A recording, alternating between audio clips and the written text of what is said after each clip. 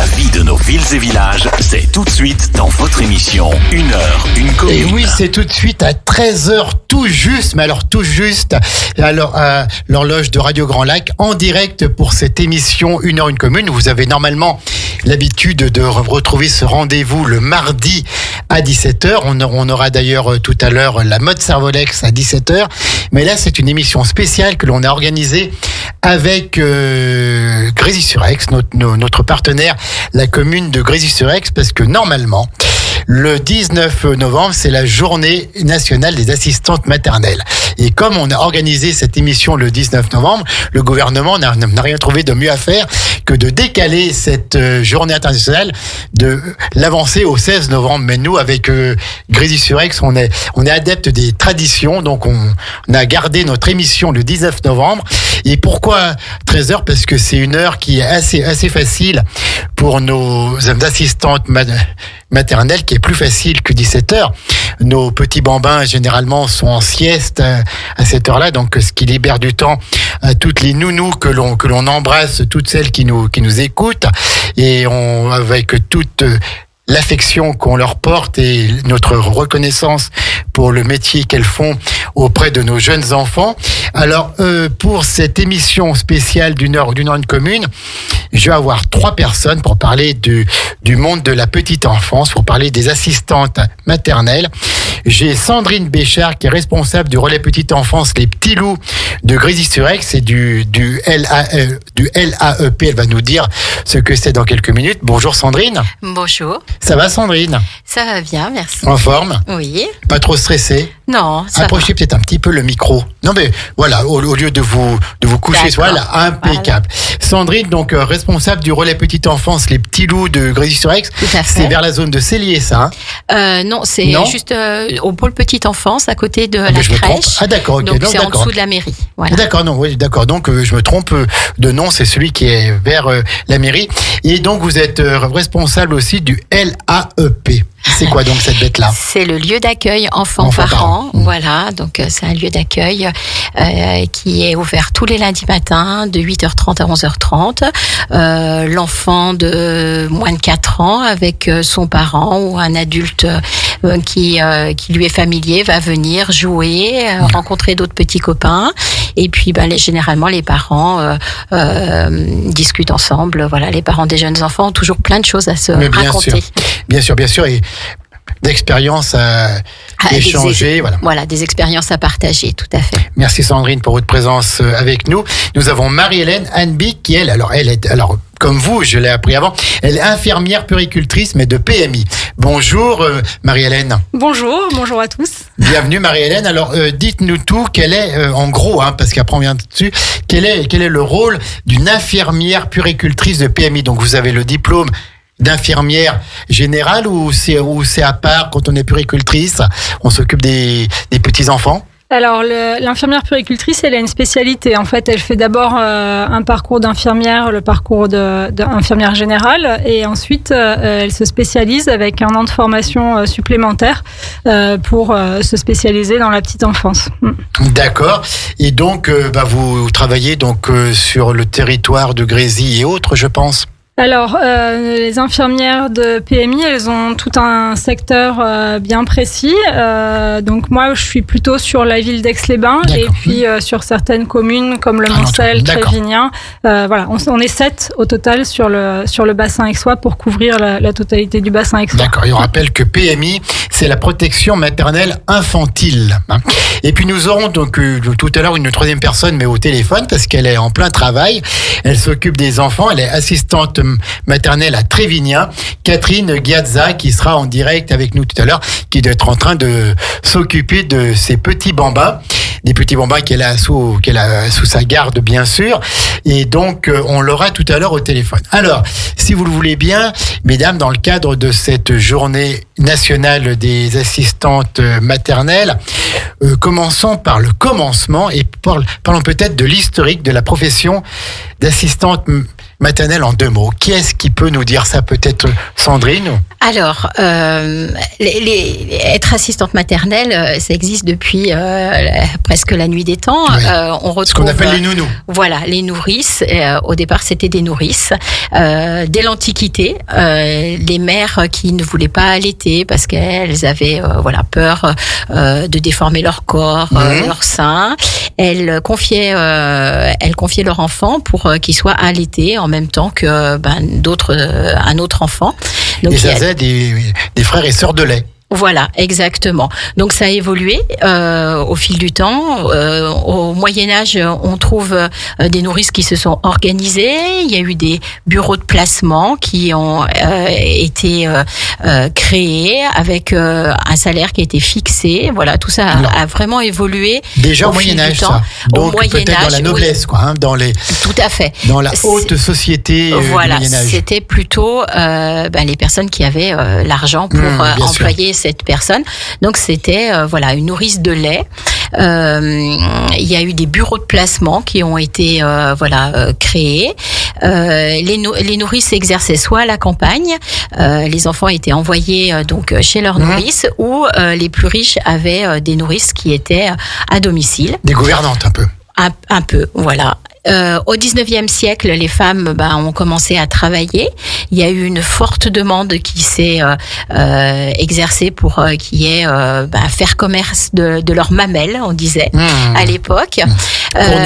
Pour nourrir, voilà. Mais le taux de mortalité infantile a été très élevé. J'ai retrouvé des chiffres comme 75% de mortalité infantile au 19e siècle. C'est pour ça que les familles, je vous coupe, que les familles étaient grandes aussi, parce qu'on savait que sur plusieurs enfants, naturellement, certains avaient quelques jours, certains mouraient à la naissance, d'autres avaient quelques jours ou mouraient jeunes. Et ça faisait partie de la vie à cette époque-là. Voilà, un enfant mourait, c'était peut-être moins.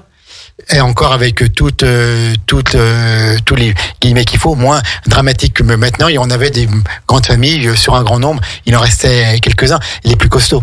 C'était dans la norme, cette mortalité infantile. C'était dans la norme, tout à fait, voilà. Oui. Malheureusement, bien sûr. Et au 19e siècle, il y a aussi l'introduction du biberon, avec du coup les enfants qui étaient nourris au lait animal, au lait de vache, lait de chèvre.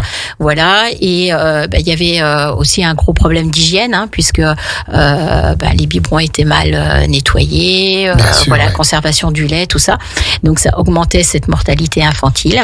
Donc au fil du temps, les femmes ont continué à travailler, la pression a continué à augmenter pour qu'il y ait de plus en plus de nourrices. Et à la sortie de la guerre, donc en 1945, le service de protection maternelle infantile, donc la PMI, a été créé pour organiser la surveillance des services de placement nourricier. C'est-à-dire que c'était surveiller un petit peu comment ça se passait. Et ce service a été efficace puisque le taux de mortalité a baissé de façon importante. Et c'est comme ça que du terme nourrice, on est passé au terme gardienne. Et jusqu'en 1977, où le législateur a créé le terme d'assistante maternelle. Ça date de 40 ans quand même. Voilà, 77. Oui. En 92, il y a une formation qui a été obligatoire. Donc les assistantes maternelles depuis 92 doivent avoir cette formation. Et au fil du temps, le législateur a modifié la loi de façon à ce que l'assistante maternelle devienne une professionnelle de la petite enfance. À juste titre. Oui, tout à fait. Oui. Alors, merci Sandrine pour ce cours d'histoire et d'histoire du droit. J'apprécie tout particulièrement remonter quand même à l'Antiquité, au Moyen-Âge, avec le droit féodal, etc., etc. Et puis, la condition de la femme qui a totalement évolué, et tant mieux, puisque elle est passée d'un simple objet à une personne humaine à part entière, avec tous les droits et auxquels elle a droit. Et c'est vrai que quand vous parlez dans l'ancien temps, dans l'Antiquité ou même au Moyen-Âge, de mamans qui faisaient garder leurs enfants, c'était bien sûr la noblesse et les conditions élevées, dans ce qu'on appelait le tiers-état. Bien sûr que les mamans gardaient elles-mêmes, se débrouillaient se débrouillaient pour nourrir leurs enfants et elles étaient très vite fatiguées, très vite malades même. Et donc, bien sûr que l'âge de mortalité des femmes à cette époque-là était beaucoup plus bas que ce qu'il est maintenant. Donc, c'est quand même plutôt une bonne chose, toute cette évolution, mesdames.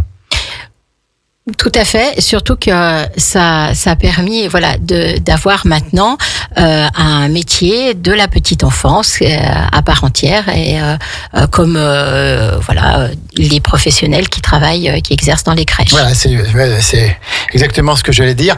C'est un moyen de garde des enfants qui est complémentaire aux crèches, aux multi-accueils, puisqu'il n'y a plus assez de place. Donc il faut que des familles acceptent les enfants, prennent leurs enfants chez eux. Les assistantes maternelles travaillent souvent à domicile. Elles travaillent principalement à domicile, mais il existe aussi des maisons d'assistantes maternelles. Des MAM. Voilà, où plusieurs assistantes maternelles se regroupent et travaillent dans un lieu qui est dédié à leur travail. Alors, donc les crèches et les multi-accueils sont communaux, sont intercommunaux et les MAM sont privés. C'est un regroupement d'assistantes maternelles. Voilà, qui se mettent ensemble. Alors, on a donc parlé de côté historique. Maintenant, peut-être une présentation des services de PMI, protection maternelle infantile et RPE, le relais petite enfance. Sandrine Achaud, elle vient de poser son écharpe, alors que Marie-Hélène est toujours calme là-bas en face. Mais par contre, on ne cache pas qu'on a des bonnes odeurs qui arrivent dans le studio. C'est Sandra qui doit être en train de cuisiner. Et ça nous donne un petit peu faim à 13h11 en direct. Alors, comment est-ce qu'on peut présenter ces services PMI et RPE peut-être d'une manière générale et au niveau de notre territoire, au niveau de la ville d'Aix, au niveau du Grésy-sur-Aix? Alors moi, je voulais juste revenir sur les modes d'accueil. Faut quand même savoir que les assistantes maternelles, c'est le premier mode d'accueil des enfants en Savoie, avant les crèches et les crèches, micro-crèches privées ou les regroupements en tout cas. C'est bien l'assistante maternelle et les assistantes maternelles qui accueillent le plus d'enfants. C'est le premier mode de garde. C'est le premier mode avant les structures d'accueil comme les crèches et multi-accueil, etc. Tout à fait. Pour vous donner des chiffres d'ailleurs, donc sur le bassin aixois, on a aujourd'hui, en 2023, on avait 328 assistantes maternelles qui exerçaient... Sur le bassin aixois. Sur le bassin aixois, exactement. Et ça représente une capacité d'accueil d'à peu près 905 enfants. Et sur le territoire de la Savoie, on est plutôt à 1950 assistantes maternelles et ça représente une capacité d'accueil quand même de 6187 enfants. Plus de 6100 enfants qui sont accueillis. C'est énorme. C'est énorme, oui.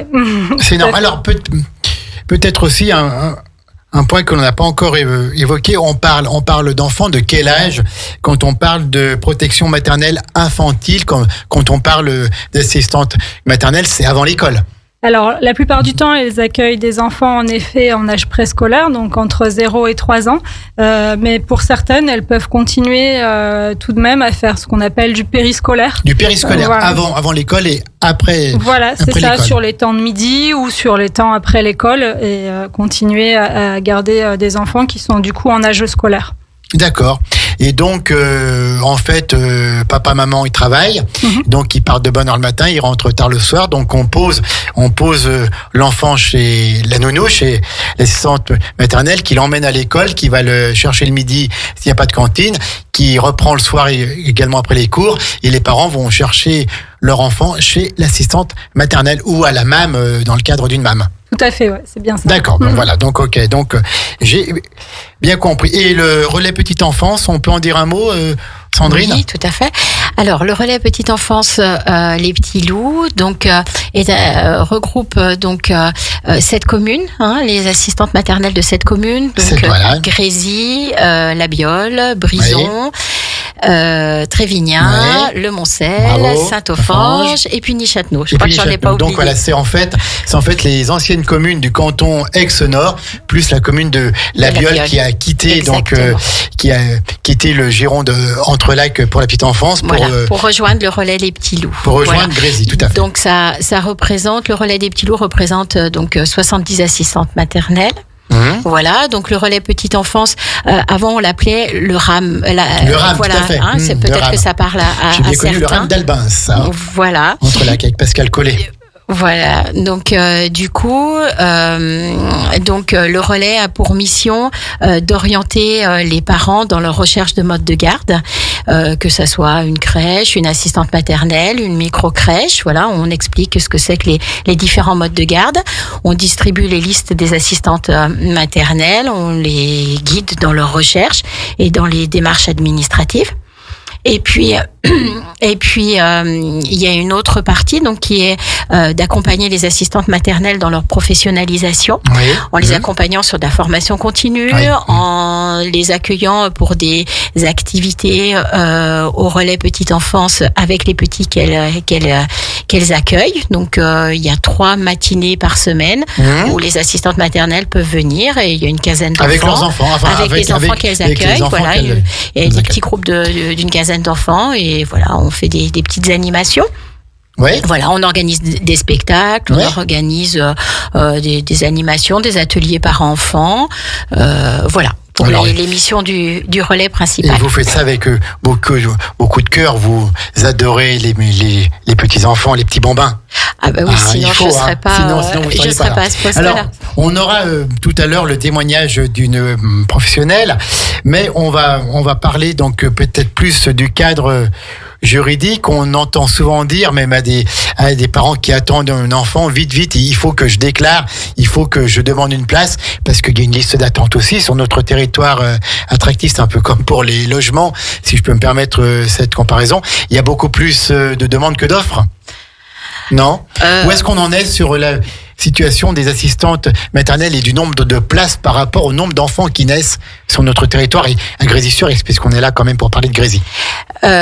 Moi, sur le secteur qui comprend donc ces 7 communes, il me semble qu'au fil des années, là, entre les demandes et les offres, c'est un petit peu moins tendu. Il y a un équilibre qui se trouve, mais il y a quand même des parents qui sont beaucoup à la recherche. Il y en a beaucoup et des assistantes maternelles. Il y a une pyramide des âges qui fait qu'il y en a beaucoup d'assistantes maternelles qui partent à la retraite et il y a peu de jeunes femmes, mais aussi des jeunes hommes. Hein, ça existe ça aussi. Peut être ce aussi métier d'accord. Bien sûr. Alors c'est beaucoup plus rare évidemment. Sur le secteur, j'en ai eu. Vous en avez 2 sur le secteur, mais voilà. Des hommes qui sont assistantes maternelles. Assistants maternels, tout à fait. Oui. Et du coup, il y a moins de nouveaux agréments et donc il y a une baisse on parlera des chiffre. Agréments après. Voilà. Bien sûr. Donc, quel est le conseil que vous donneriez toutes les deux à des parents qui viennent d'apprendre que madame est enceinte, qu'elle va avoir un bébé? Est-ce qu'il faut pas attendre la naissance pour demander une place? Comment ça marche? Oui, la clé c'est l'anticipation. Il faut anticiper. Oui. Il faut anticiper pour pouvoir avoir le choix et puis réfléchir au mode de garde, puisque c'est des modes de garde qui sont différents. Hein, donc pouvoir avoir le temps de réfléchir et pour sur le territoire de Grand Lac, donc il y a plusieurs relais petite enfance et en fonction de son lieu d'habitation, et j'invite les futurs parents à prendre contact avec leur relais. Donc même si la naissance est prévue dans quelques mois, quoi. Hein. Oui, tout à fait. Oui. Il faut pas attendre. Il faut pas attendre. Il faut pouvoir y réfléchir en amont et prendre le temps, pas de faire les choses dans la précipitation. Donc il faut prendre contact avec les services. Avec le relais petite enfance. Les mairies vous diront tout ça, quoi. Voilà, d'Aix, d'Entrelacs, en fonction du territoire ou des petits loups de Grésy. De Grésy-sur-Aix, puisqu'on est là pour Grésy. Marie-Hélène Hanbig, donc vous êtes infirmière puéricultrice de PMI, donc protection maternelle infantile. Quel est votre rôle? C'est d'aller chez les assistantes maternelles, de les accompagner, de les conseiller, de les surveiller peut-être? Dites-nous tout. Alors déjà, il faut reprendre les choses à la base. L'assistant maternel peut exercer à son domicile s'il dispose d'un agrément. Qui est donné par le département, je crois, non ? Exactement, qui est délivré par le président du conseil départemental, par le pôle social du département, oui, bien sûr, et qui donne donc le relais à la PMI pour pouvoir aller à la rencontre de ces candidats et pouvoir leur délivrer cet agrément s'ils réunissent évidemment toutes les conditions pour exercer ce métier. Alors, justement, parlons de ça peut-être avant de parler plus en travers de votre rôle. Quelles sont les contraintes particulières ? Je pense qu'il y a un minimum de surface par rapport au nombre d'enfants. Il doit falloir des lieux qui sont aménagés et tout. Dites-nous tout peut-être dans les grandes lignes parce qu'autrement ça va être très long. Que faut-il avoir pour avoir un agrément ? Est-ce qu'il faut aussi le CAP petite enfance ? Alors pour pouvoir déjà ne serait-ce que demander l'agrément, il faut remplir un CERFA et puis aussi dans le dossier. Approchez-vous du micro. Dans le dossier qu'on demande également pour pouvoir candidater en tout cas et devenir assistante maternelle. Il y a tout un dossier CERFA avec également un extrait de casier judiciaire. Voilà. Ensuite, une fois que le dossier est complet et reçu par le département, il est dispatché sur les secteurs. Il y a la puéricultrice et la puéricultrice se rend au domicile de l'assistante maternelle. Donc vous ? Donc moi, exactement. Et on va faire un échange essentiellement. Donc ça va être en effet, on va aller voir le domicile, comment il dispose de toutes les possibilités pour accueillir des enfants. Il doit y avoir donc le département un livret de sécurité qui est donné au moment de la réunion d'information des assistantes maternelles. En fait, le département organise chaque mois une réunion d'information. Donc, quand on veut candidater et devenir assistante maternelle, on va à cette réunion d'information. Et à cette réunion d'information, on donne aux assistantes maternelles, aux candidats, tout un livret avec dessus toutes les conditions de sécurité à réunir au domicile. Exactement. Voilà. Par exemple, si vous en avez quelques-unes qui vous passent par la tête, est-ce qu'il y a une surface minimale ? Est-ce qu'il faut des chambres à part ? Est-ce qu'il faut des toilettes adaptées pour les bébés ? Je sais pas, je dis ça comme ça. Alors, il y a dans la réglementation, on nous impose pas une surface précise. Par contre, en effet, il faut quand même pouvoir accueillir de façon sécure et de façon digne les enfants. Donc, on s'assure de ça. Après, il n'y a pas de surface exacte. Par contre, les conditions de sécurité doivent être réunies. Donc, tous les dangers potentiels que peut représenter l'accueil d'un enfant de 0 à 3 ans doivent être éliminés. Les barrières au sommet des marches d'escalier et tout. Par exemple, les barrières, les prises, tous les objets tranchants, les objets dangereux. Est-ce qu'il faut avoir des chambres à part, un certain nombre de chambres pour les siestes ou... Alors, il faut avoir des conditions de couchage qui répondent aux besoins des enfants. Donc, il faut pouvoir en effet offrir des moments de calme, de sieste et propices à l'endormissement des enfants. Donc, en général, de toute façon, une candidate à la profession va disposer au moins d'une chambre pour pouvoir mettre des berceaux. Et on peut mettre plusieurs bébés, bébés ou petits-enfants, dans la même chambre au moment des siestes. Il n'y a pas des normes particulières à ce niveau-là. Alors, il n'y a pas de normes particulières, mais c'est vrai que quand on se rend au domicile, forcément, on est quand même assez vigilant pour que le sommeil puisse se dérouler correctement et pour tous les enfants. Une assistante maternelle, il faut savoir qu'elle peut accueillir jusqu'à 4 enfants de moins de 3 ans à son domicile. Jusqu'à 4 enfants, jamais plus. Même pour quelqu'un qui aurait une très grande maison, toutes les capacités, on ne peut pas avoir plus de 4 enfants. Alors, 4 enfants de moins de 3 ans. D'accord, donc il faut leur donner à manger et tout. Voilà, et une assistante maternelle, par contre, ne peut pas avoir sous sa responsabilité unique plus de 6 enfants de moins de 11 ans. D'accord. Voilà. Donc, ça limite aussi. Et dans cet agrément, sont compris les propres enfants de l'assistante maternelle, si elle en a. Les enfants de l'assistante maternelle, peu importe leur âge, ou s'ils sont adolescents, ils rentrent plus dans le compte aussi. S'ils ont moins de 11 ans, ils rentrent dans le compte. S'ils ont moins de 11 ans. Bah, écoutez, c'est passionnant parce qu'on est en train d'apprendre plein de choses sur ce monde des assistantes maternelles, sur ce monde de la petite enfance. Qu'est-ce que vous avez? Donc vous, après, vous arrivez là, Marie-Hélène, en tant qu'infirmière puéricultrice, donc tout est bon. Pour vous, le logement peut accepter les 4 enfants sans problème. Qu'est-ce qui se passe après? Alors, il n'y a pas que le logement aussi, il y a les capacités de la personne voilà, ses capacités de communication, ses capacités de réagir à l'urgence, ses capacités aussi d'analyse, sa connaissance des besoins de l'enfant. Alors certes, après l'agrément, il y aura une formation, mais avant même de faire cette formation, on attend des candidats quand même un minimum de connaissances sur la petite enfance. Et donc le CAP petite enfance rentre en ligne de compte, c'est un plus d'avoir ce CAP petite enfance ou d'autres diplômes peut-être qui existent maintenant avec les dernières réformes. Pour candidater, on n'a pas besoin de diplôme particulier.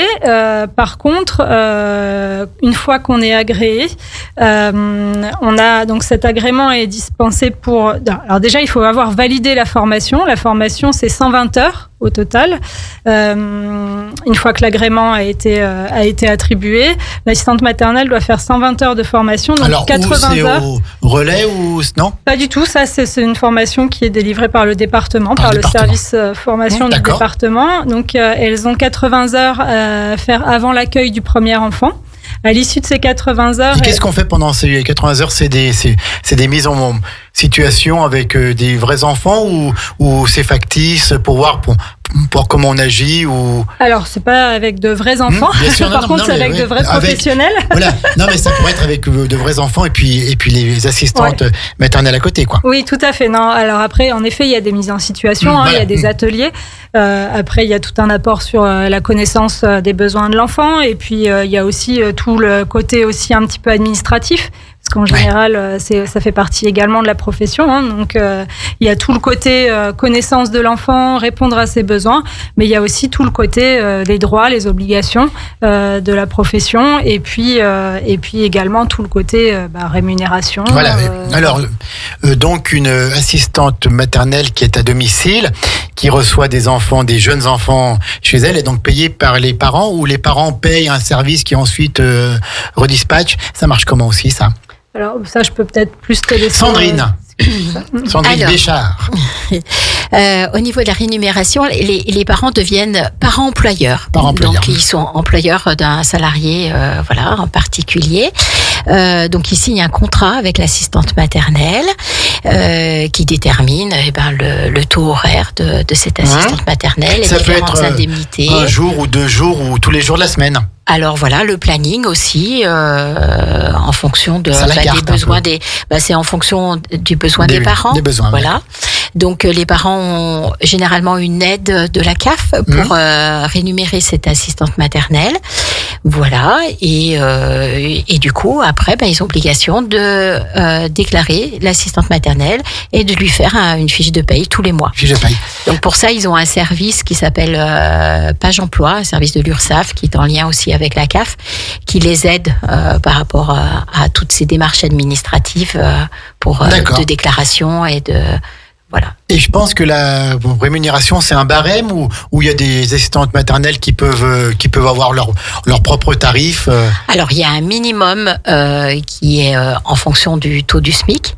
Voilà, un minimum de taux horaire. Et après, c'est d'un commun accord entre le parent et l'assistante maternelle pour trouver un tarif qui convient à tout le monde. Toutes les assistantes maternelles ne prennent pas le même tarif. Non, il peut y avoir des variations. Des variations. Et donc, il y a le repas en plus. Alors, le repas est fourni par les parents ou c'est l'assistante maternelle qui cuisine? C'est pareil. C'est en fonction d'un commun accord et puis c'est aussi en fonction de l'âge de l'enfant. Voilà, certains amènent des repas et d'autres, c'est les assistantes maternelles qui cuisinent. Voilà, ça c'est pareil, à négocier au moment du contrat. D'accord.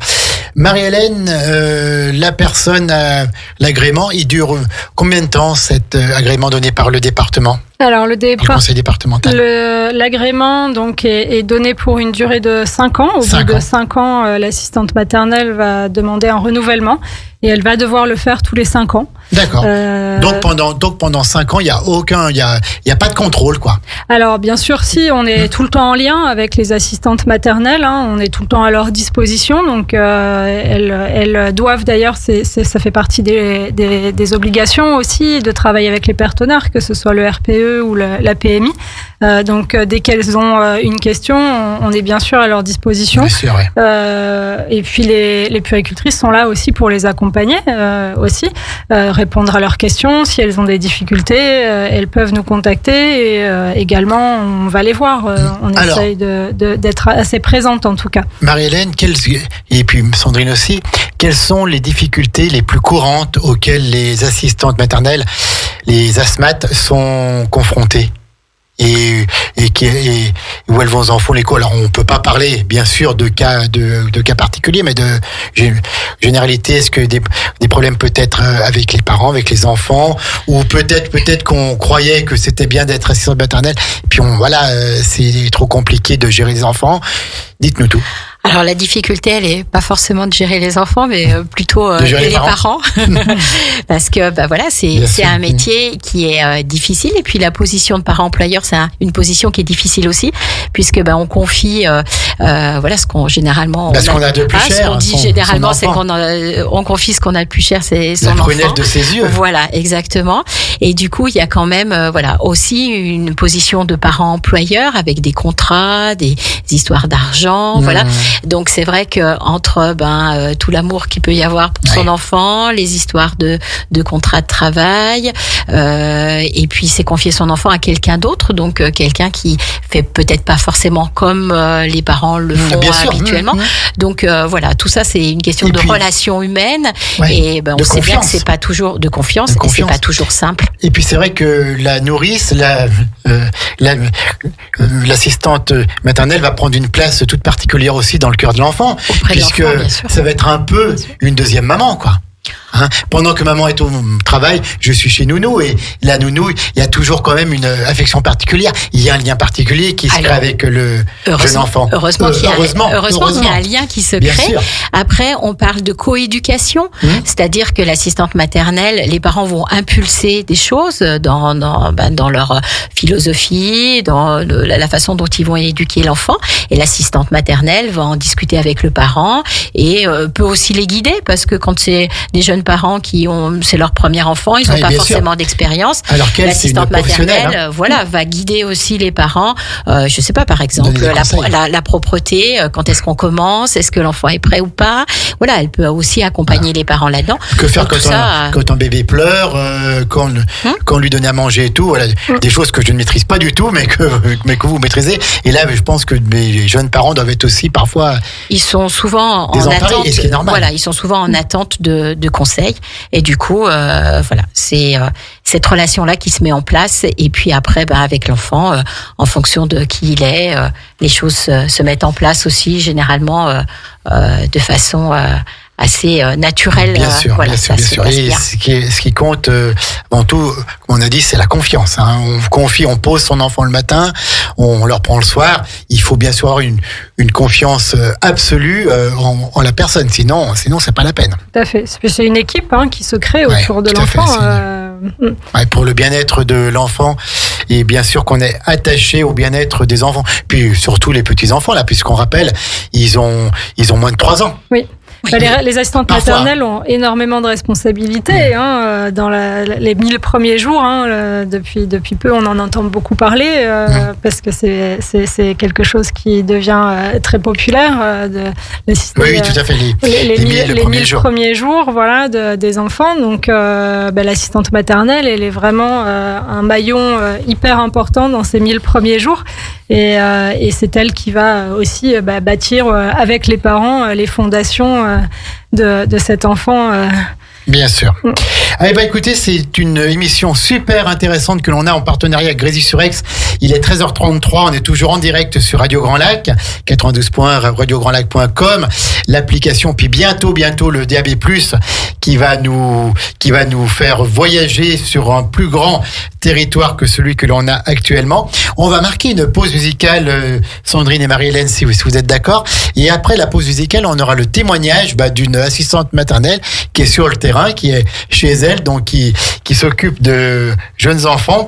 On va aller du côté de Trévignin avec Catherine Gazza. On marque une pause musicale et on revient tout de suite en direct sur Radio Grand Lac. À Aix-les-Bains, à Chambéry et bien plus encore, Radio Grand Lac vous accompagne sur le 92.1 FM.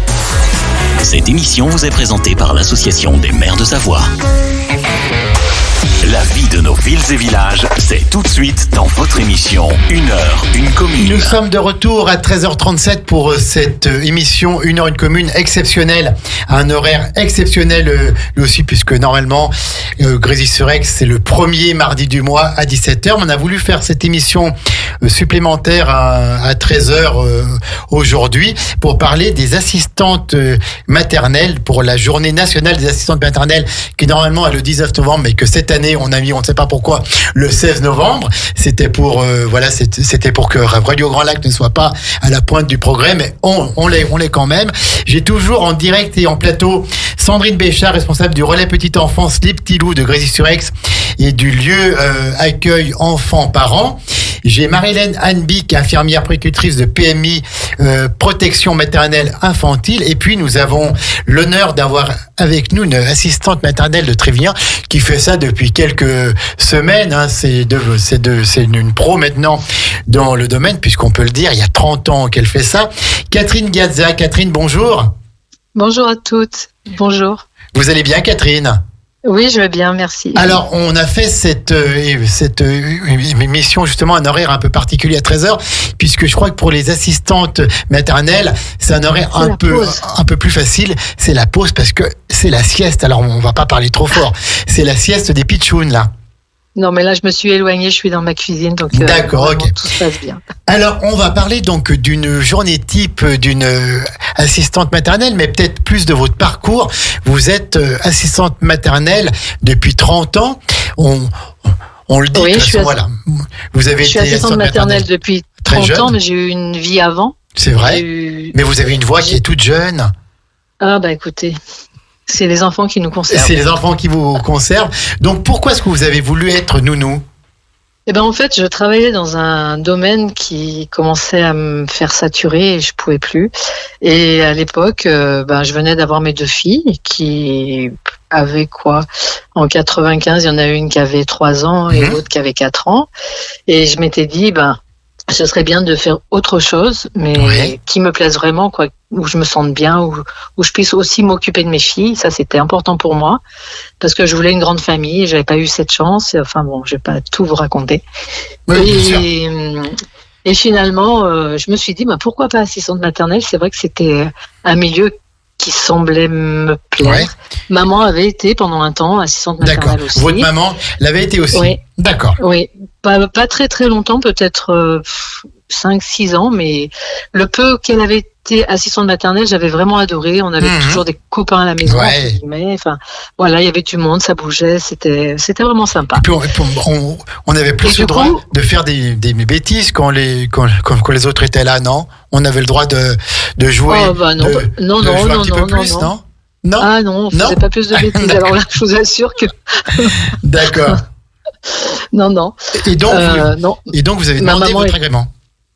Alors donc du coup j'ai demandé mon agrément et puis donc je l'ai eu, j'ai fait ma formation et j'ai commencé avec une petite fille qui est maintenant grande, qui est elle-même maman. D'accord. Voilà, que je revois toujours. Maintenant je suis grand nounou.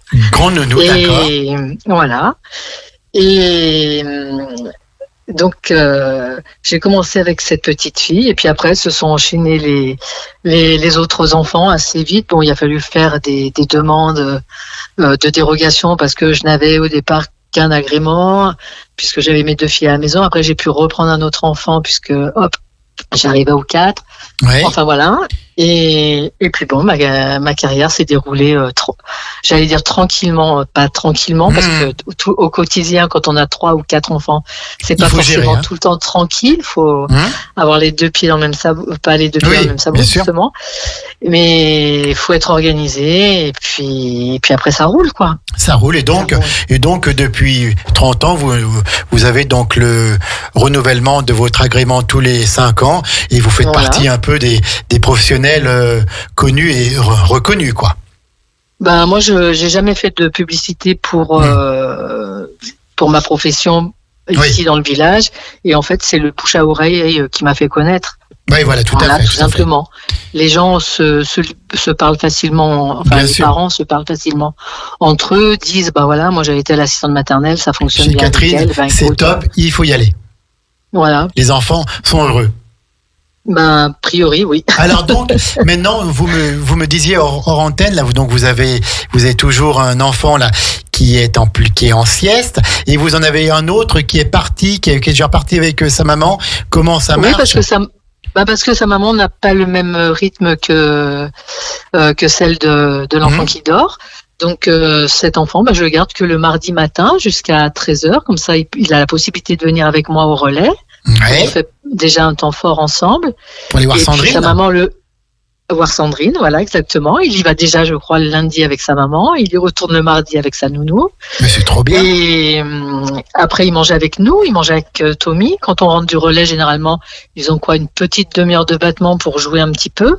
Donc, du coup, ça leur permet de se retrouver. Bon, après, ils se requittent à 13h parce que, le premier part avec sa maman. Ouais. Le second reste jusqu'au soir 16h30, et après je les ai tous les deux le jeudi et le vendredi en journée pleine. D'accord, et donc jusqu'à quelle heure le soir?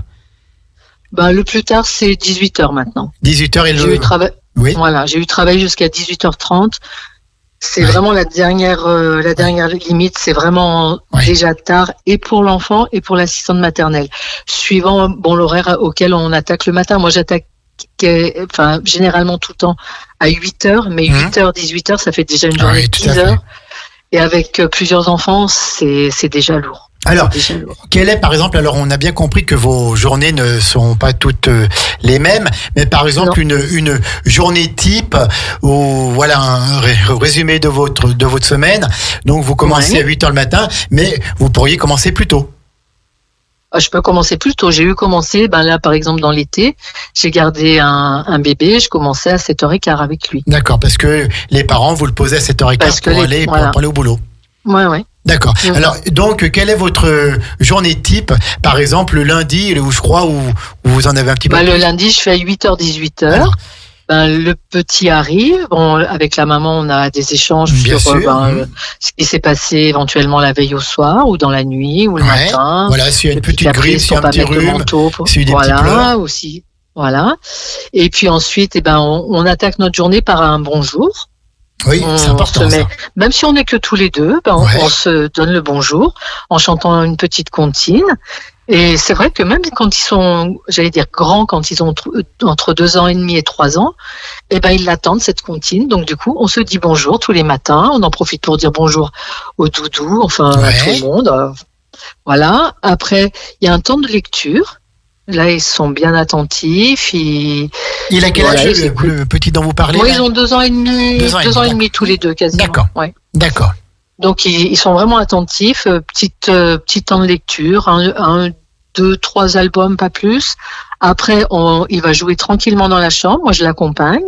Je regarde ce qu'il fait, ses jeux. Des fois, il me fait participer. Des fois, il n'a pas du tout envie. On voit qu'il me regarde jamais, qu'il n'y a pas d'interaction. Enfin, il fait ses jeux. Puis de temps en temps, hop, il m'appelle du regard, ou il m'appelle vraiment. Alors, c'est Nounou, c'est Catherine, c'est comment? Oui, moi, c'est Nounou. Et puis, quand on se dit bonjour le matin, c'est Nounou Catherine. Nounou Catherine. Oh, ça me donne envie de revenir jeune enfant pour aller chez une nounou, puis jouer, puis lire. Ça doit être trop bien, ça.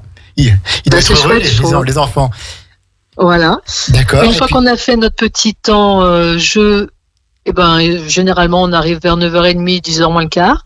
On se prépare pour aller dehors, quel que soit le temps, parce que maintenant, c'est vrai que j'ai mis du temps, mais j'ai investi dans les salopettes. Alors ça, tous les nouveaux, nous, devraient investir dans les salopettes, ou les parents, et les fournir aux nounous, parce que c'est génial. On peut aller dehors tout le temps. Alors, une paire de bottes et une salopette étanche. Et du coup, on va se promener dans les bois, on va se promener là autour du village. Enfin, voilà, on fait notre vie, quoi. Et ça leur permet de découvrir un tas de choses. Quoi, est-ce que les parents sont d'accord avec ça? Parce que c'est vrai que quand on était enfant, on allait dehors par tout temps. On allait jouer dans le sable, on allait jouer parfois dans la terre, on était dans les bois, dans la neige. Et maintenant, est-ce que les parents ne sont pas trop parfois protecteurs? Non, il faut pas qu'ils sortent, il fait froid. Mais au contraire, on s'habille bien puis on va dehors. Écoutez, moi je leur dis d'entrée de jeu quand on se rend compte pour le contrat, parce que ça je veux pas qu'on me mette de contraintes ni pour le relais. Je veux pouvoir être autorisée à descendre au relais, parce que on prend notre voiture, c'est un risque, ça je l'entends. Bien sûr, voilà. Même moi en tant que maman, j'ai confié mes filles. Exactement. Et c'est vrai que il y a eu des fois, il y avait des choses, j'avais pas trop envie, mais je me disais allez, c'est pour leur bien, faut lâcher, faut faire confiance. Après, à partir du moment où on fait confiance à l'assistante maternelle, je pense que voilà. Et du coup, non, là, les parents savent qu'on sort, qu'on fait des choses à l'extérieur, quel que soit le temps. Donc, ils savent que si le lendemain il pleut, il faut avoir la paire de bottes, faut avoir soit ils ont une combine eux, soit c'est moi qui leur mettrai la combi. Voilà. C'est quand même marrant quand on est mouillé un petit peu, puis qu'on rentre au chaud dans les bras de Nounou Catherine, c'est quand même marrant. Ça fait quand même des souvenirs. Oui, voilà, on se crée plein de souvenirs, ça c'est génial. Et puis là, maintenant ils ont le langage, c'est super, parce que ils nous racontent plein de choses et ils ont confiance en vous. Voilà, tout à fait. Et donc, vous allez faire ce petit tour dehors pour, en plus, à Trévignien, la nature est là, donc voilà. Voilà, on a la chance d'avoir de la nature autour de nous. On a des forêts, on a un petit ruisseau un peu plus bas par rapport au camping. Enfin on peut aller se promener. Après, s'il nous reste du temps, on rentre. Ils sont là sur la terrasse, ils peuvent, ils ont une petite cabane pour jouer, ils ont du sable, ils ont des cerceaux, ils ont des balançoires. Enfin, ils ont un peu tout ce qu'il faut chez Catherine. Peut-être trop de choses, j'en sais rien, mais en tout cas, ils s'amusent bien. Et puis ensuite, on rentre, on enlève les chaussures, les manteaux, on va laver les mains, et il est l'heure de passer à table. Des fois, ils m'aident à mettre le couvert, parce qu'ils sont grands maintenant. Donc, ils posent les assiettes, ils posent les couverts aussi. Enfin voilà, ils se mettent à table, on met les serviettes, et puis hop, tout le monde se met autour de la table. Généralement, mon mari arrive à peu près dans ces eaux-là. Donc, et pareil, votre mari, pour eux, c'est comme une petite famille. Voilà, tout à fait. Votre mari, pour eux, ils doivent être super contents de le voir arriver, quoi. C'est un peu un tonton. C'est un petit peu ça, oui. Et puis en plus, il est là le vendredi après-midi, pour un peu qu'ils bricolent le vendredi après-midi et qu'ils le sentent à côté, qu'ils entendent du bruit. On peut aller le voir. C'est génial. Puis en plus, il leur apprend plein de choses. Vous l'embêtez pas. Voilà, tout à fait. Et puis vous faites attention. Et qu'est-ce qu'on mange? Oui. Pardon? Non, pardon, je vous ai coupé. J'allais demander qu'est-ce qu'on mange chez Nounou Catherine? Des frites? Ah non, pas souvent. Ça, j'en ai fait une fois là depuis la rentrée, mais autrement, ça c'est vraiment le genre de choses que j'aime pas trop faire. D'accord. Je préfère faire des plats traditionnels et puis surtout leur faire goûter à tout. Exactement. Ça, vous avez tout. Et là, vous voyez, on revient avec une collègue, on s'est donné rendez-vous avec nos enfants et on est allé dans un restaurant semi-gastronomique. Voilà. Ah ouais? Où ça? J'ai le droit de faire la publicité? Mais bien sûr. C'était à la parfumerie au Vivier du Lac. D'accord, Vivier, donc voilà. Donc vous avez emmené les enfants là-bas.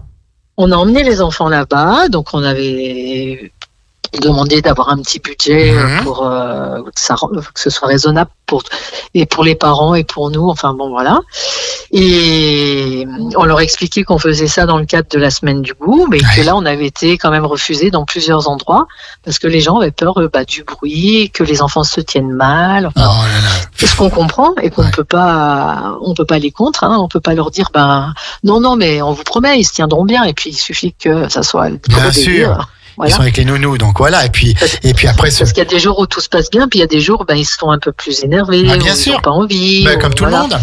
Et là, on a eu de la chance, ça s'est super bien passé. Vraiment, on a été très très fiers d'eux. Et il y a même des gens à la sortie qui sont venus nous féliciter, nous dire mais vous êtes qui, les grands-mères? Enfin, pour moi, c'était vous êtes la grand-mère. Ben, non, je suis l'assistante maternelle. D'accord. Et vraiment, très très contents. Et les enfants, je crois qu'ils ont été très contents parce qu'on les a vraiment félicités. Et puis ils ont été heureux de goûter des choses qu'on fait pas forcément à la maison avec par exemple. Eh ben, ils ont mangé, et j'aurais fait goûter, par exemple, moi j'avais dans mon assiette du poisson cru, donc ça ils n'ont pas pu en manger. Par contre, dessus il y avait les petites algues vertes qui entourent parfois les sushis. Ben là, ils en ont goûté un petit peu, puis c'était piquant. Et vous éveillez leur sens, c'est bien. Il y avait des radis. Comment ça s'appelle? Non, c'était pas des radis, c'était du chou rave qui était coupé très très fin. Du chou rave, j'en fais, mais je le fais cuire. Donc, quand je fais, par exemple, des bourguignons, des choses comme ça, je mets dedans. Mais là, en cru, ils l'ont découvert sous une autre forme. Et vraiment, ils ont découvert des choses. Ah là, ils ont découvert.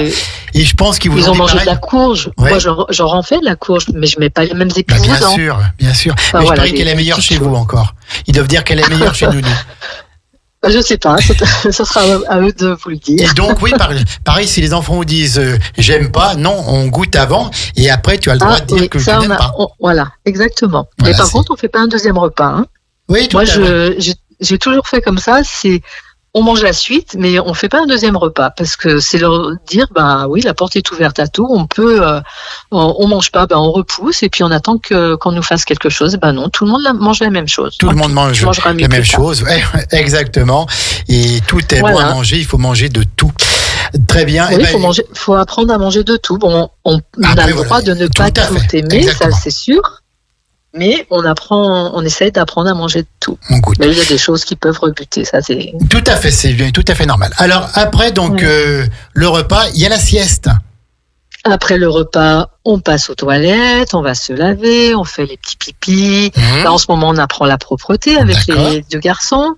Donc, ils vont régulièrement sur le pot. Là, j'ai souvent des couches sèches, je suis de plus en plus fière d'eux. Quand ils se lèvent de la sieste, la couche est sèche, on les remet sur le pot, ils nous font tout ce qu'il faut dans le pot, enfin bon voilà.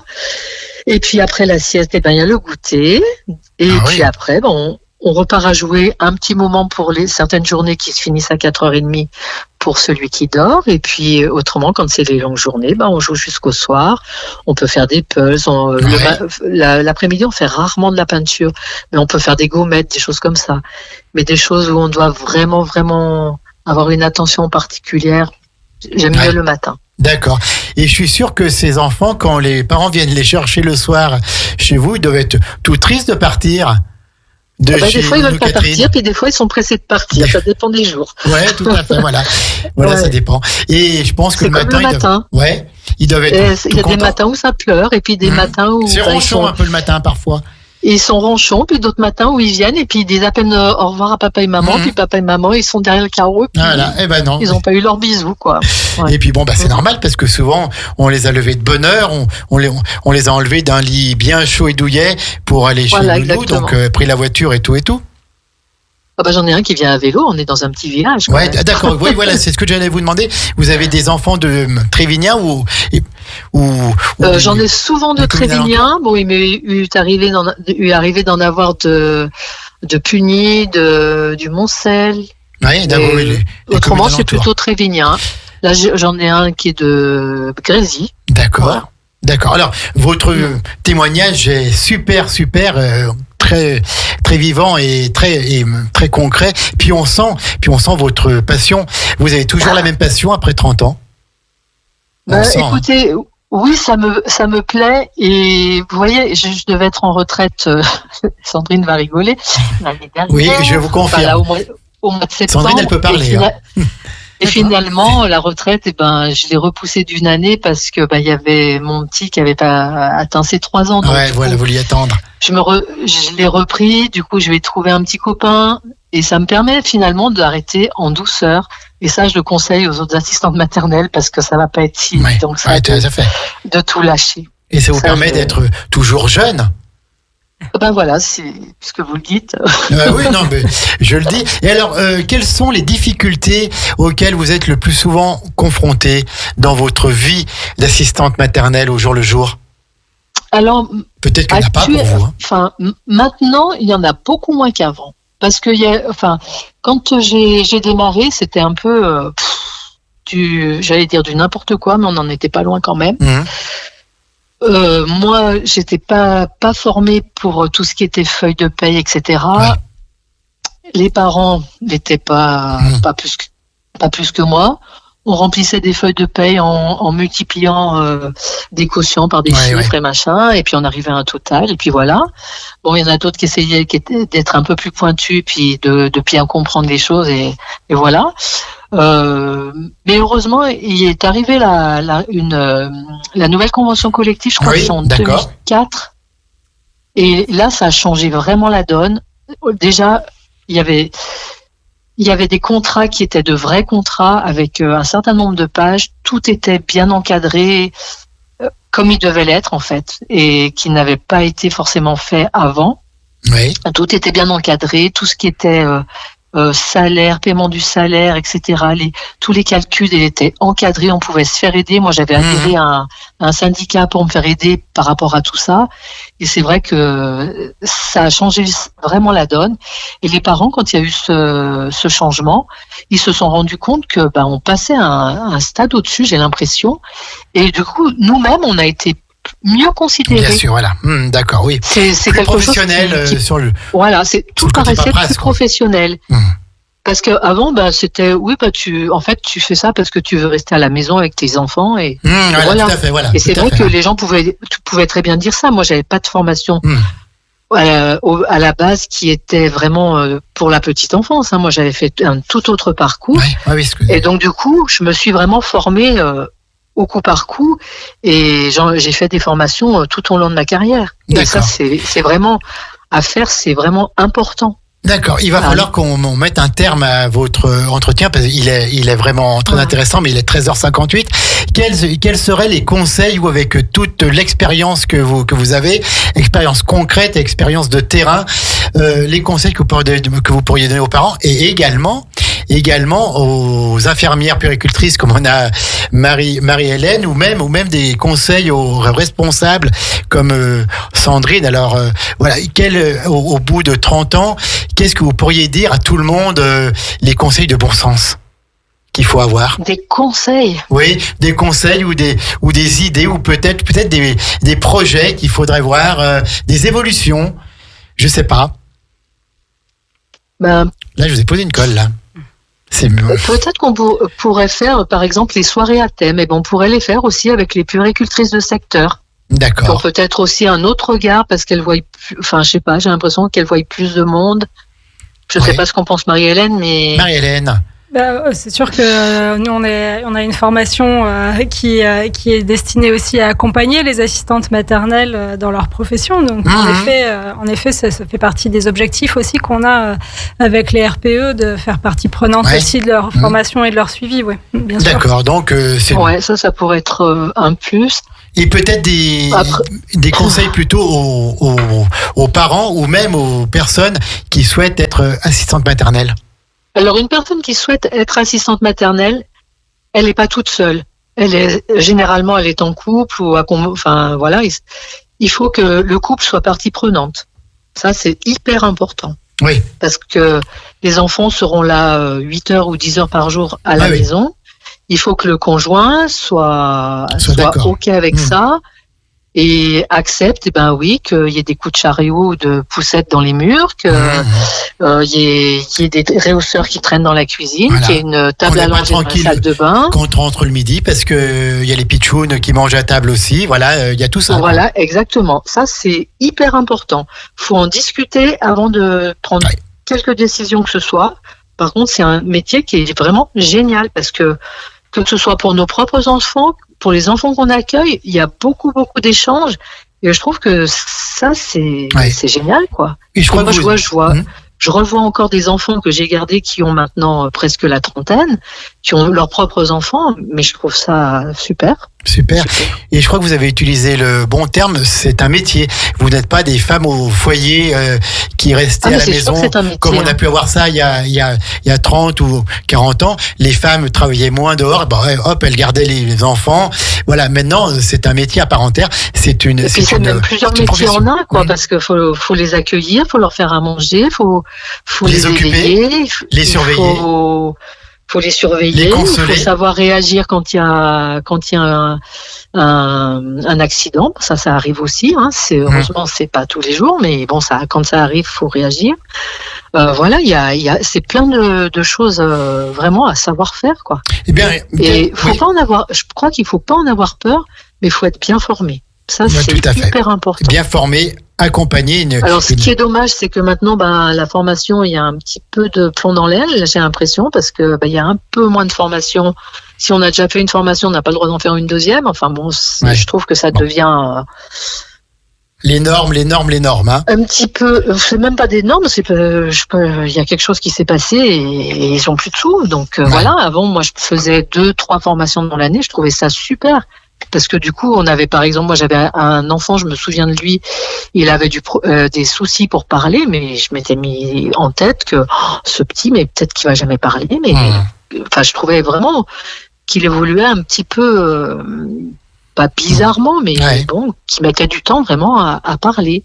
Et puis finalement, j'ai fait des formations sur le langage, et je me suis rendu compte que non, il évoluait tout à fait bien et qu'il allait mettre son temps pour parler, mais qu'il allait parler, effectivement. Il parle très très bien. Merci. Voilà. Catherine, c'est super intéressant. Vous écouterez encore des heures, mais il est 14h03, donc il va falloir qu'on rende l'antenne au bout d'une heure. Merci, c'était Catherine Gazza, donc vous êtes assistante maternelle à Trévignan. Merci pour votre passion. Merci pour ce que vous faites auprès des jeunes enfants, auprès des parents depuis déjà quelques années. Voilà. Merci. Merci Catherine. Merci. On vous souhaite encore de belles années à Trévignan avec ces jeunes enfants et puis toujours cette même passion. 7 mois. 6 mois. Oh là là. Voilà. Mais donc, qu'est-ce qu'on va faire? J'ai Sandrine qui est en train de. Je m'y prépare. J'ai Sandrine qui est en train de me faire signe. Non, elle va continuer après encore, hein. Sandrine. Oui, j'irai au LAEP. J'ai des projets pour Catherine au moment de sa retraite, oui, en effet. Merci Catherine. Merci à vous. Bon après-midi. Alors oui, donc on va finir cette émission en quelques secondes. Qu'est-ce que vous pourriez dire encore à Catherine et puis à tout? Elle nous a donné vraiment un témoignage de grande qualité, puis c'est génial d'emmener les jeunes enfants dans un restaurant pour leur faire voir autre chose, pour goûter autre chose. C'est super cette expérience-là, mesdames. Moi déjà, je remercie Madame Gazza pour son super témoignage. Et en effet, les assistantes maternelles ont un grand rôle à jouer avec les enfants. Elles ont aussi une large palette de possibilités pour leur éveil. Donc, moi, je les invite toutes à utiliser tous les moyens mis à leur disposition pour pouvoir contribuer à l'éveil de ces enfants. Et puis moi, pour conclure, donc pour le département, si il y a des auditeurs ou des auditrices qui seraient intéressés par cette profession, je les invite à aller sur le site de Savoie.fr. Oui, tout à fait, le site du département de la Savoie, exactement. Dans la barre de recherche, il faut taper assistant maternel, et là, on retrouvera toutes les procédures, et puis également les attendus et les détails de la profession. Merci beaucoup Marie-Hélène Hanbick, infirmière puéricultrice de PMI. Merci beaucoup Sandrine Béchard, responsable du relais petite enfance Les Petits Loups de Grésy-sur-Aix et du LAEP, du lieu accueil enfants-parents. Ouais. Merci encore une fois à Catherine Gazza pour son excellent témoignage. Et puis moi, j'ai qu'une envie, si jamais un coup elle veut ramener des enfants à la parfumerie, je suis d'accord pour y aller avec elle. En tout cas, merci pour cette belle émission. Merci à toutes les assistantes maternelles de notre territoire et d'ailleurs qui nous écoutent.